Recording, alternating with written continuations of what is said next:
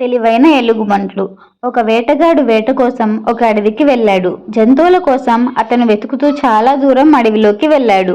అడవిలో ఒక చోట ఎండిపోయిన ఒక వాగు, దాని కర్ర వంతెన కనిపించాయి. ఆ వంతెన ఎంత సన్నదంటే ఒకేసారి ఆ దారి గుండా ఇద్దరు మనుషులు ప్రయాణించలేరు. వంతెనకు ఒక పక్క నేరేడు చెట్లు ఉన్నాయి, రెండో పక్క దట్టమైన అడవి ఉంది.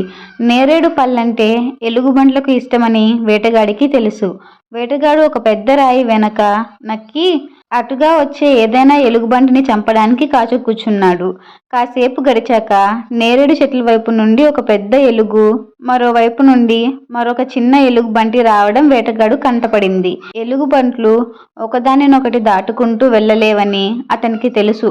అక్కడ ఏదో పోట్లాట జరుగుతుందని అతను భావించాడు. వేటగాడు ఆ దృశ్యం చూస్తూ కూర్చున్నాడు. ఎలుగుబంట్లు దగ్గరగా వచ్చాయి. కొన్ని క్షణాలు ఎదురెదురుగా నిలబడి ఒకదాని వైపు ఒకటి చూస్తూ కాసేపు నిలబడ్డాయి.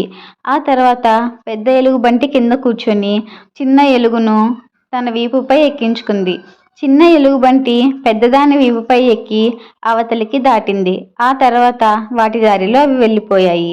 దీంతో వేటగాడు ఎంతో ఆశ్చర్యపోయాడు. జంతువులు మనుషుల కన్నా మంచి ప్రవర్తన గలవని అతను గ్రహించాడు. అందుకే మనిషి జంతువుల నుంచి నేర్చుకోవాల్సింది చాలానే ఉంది కదా.